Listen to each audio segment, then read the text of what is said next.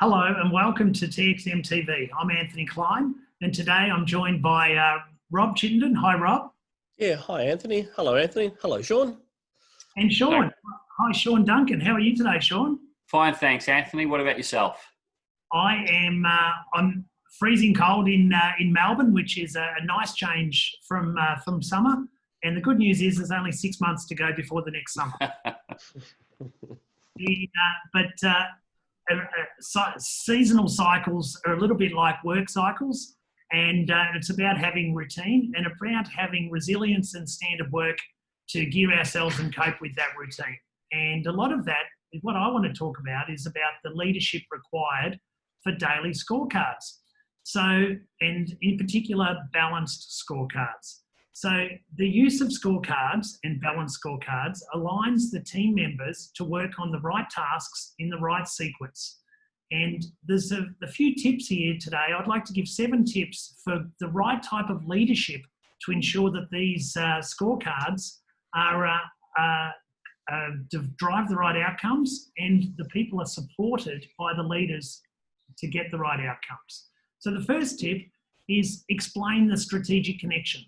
So describe how this KPI or metric helps deliver the company's strategic goals. And that connection might be a simple connection, or it might be an input to a further series of processes, but at least if people know where they fit in.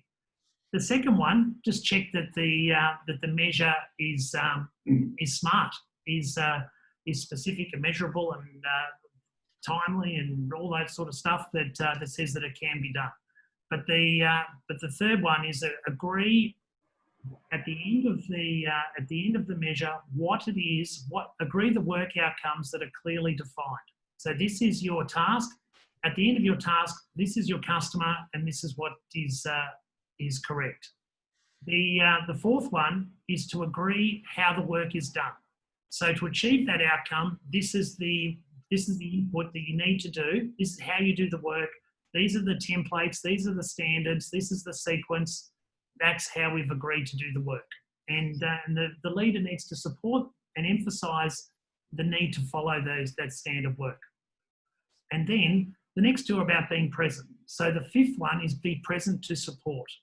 So alert to respond, be there for help, and provide help in a timely manner, and provide help in a way that enables the problems to be solved and worked out by the person who has the problem, who's doing the work. The next, the number 6 is also about being present, but it's also being present to check. So having routine tasks to walk around and contact the people doing the work and check that their KPIs and their work is getting done, and not wait for the end of the month or the end of the quarter to find out, oh, the KPI is, why is your scorecard red? It should be green. And that would not be good leadership style. And then the 7th one is to ensure that improvements are built into the process. So during the first 6, you're going to identify problems and opportunities to improve the process. And the leader's role is to ensure that there's a forum and a method of taking ideas, solving problems, and improving the standards. And so that's for a balanced scorecard, and that's typically on a long cycle, like a month or a quarter. But Rob, how does that play out in a shorter cycle? Yeah, there are really relevant points, Anthony. And coincidentally, this morning I was definitely looking over the material of balanced scorecards for some material today. So we've come to the same conclusion today. Well done. But yeah, keeping everything in context. So what is this? What are the goals for the organisation, and how do we engage them at our team level? And we talked a little bit last Friday in the last episode about having team meetings and just that short huddle. Now we can start introducing to that huddle some metrics and some focus points to that. And if we just jump over, I've got a few slides to show here, all right, is that we can first try and engage people around a spreadsheet. And you can just see from this image, it's really hard to get people to focus on a spreadsheet. It's really meant for a screen and, 1 or 2 people looking at it, but to put this up on the board and say, there's our metrics is a bit of a challenge to get people to buy into that. So it's pretty hard to get our results focusing on that.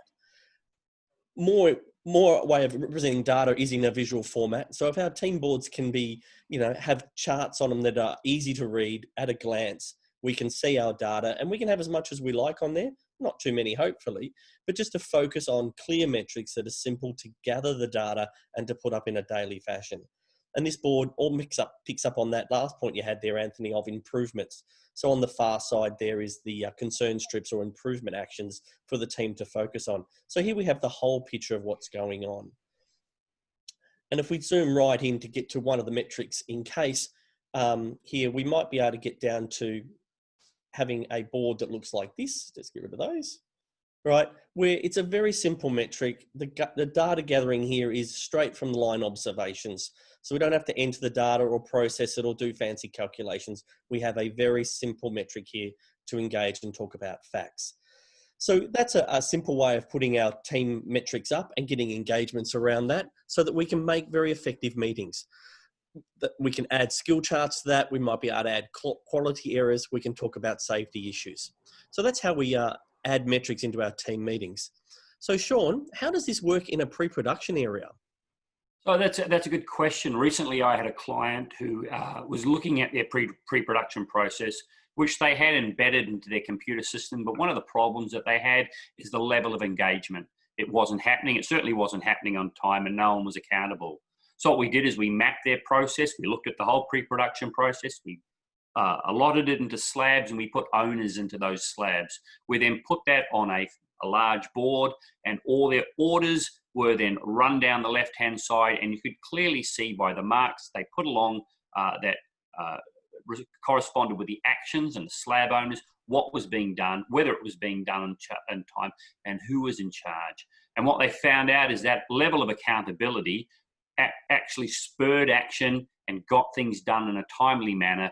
It was all there visual. And after all, Rob, no one wants to have a red mark up there against their name. They want to see a whole lot of nice green marks. So once you make it visual, it really does make people accountable, and you see the results in the process.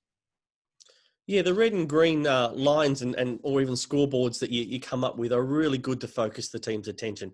At a glance, we know what's right and what's abnormal. So it's very easy to direct the actions, and certainly you don't want to be in red, so you tend to get your actions done or keep things up to date. So yeah, great example in the pre-production area. Yeah, and Shaun was showing me that board this morning, and I noticed, Shaun, some of the, instead of having a solid green circle, some of the green circles was just the outline, but there was no red, or there was a red, but there was very few reds.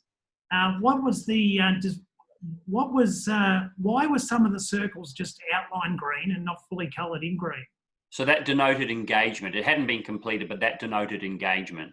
So this was encouraged that, hey, it's in process, my date's not there, but clearly you can see that I'm engaged with this particular process. Fantastic. And so that's the discretion that the leader has to have when they use these boards. Our companies have a culture, but each team has an individual culture, and the leader has to merge the two together and ensure that the team culture enables an individual identity. And that can simply be through the interpretation of the greens to still be consistent with the corporate expectation, but nurture a local culture and teamwork within the team. So thank you, Rob. Thank you, Shaun, for joining in this chat today. And it's been about visual management and leadership associated with that. And thank you, audience, for participating and watching this live production. Remember to comment on our LinkedIn page and email us at txmtv@txm.com. I'm Anthony Clyne, and I hope you join us for the next episode of TXM TV. Thank you.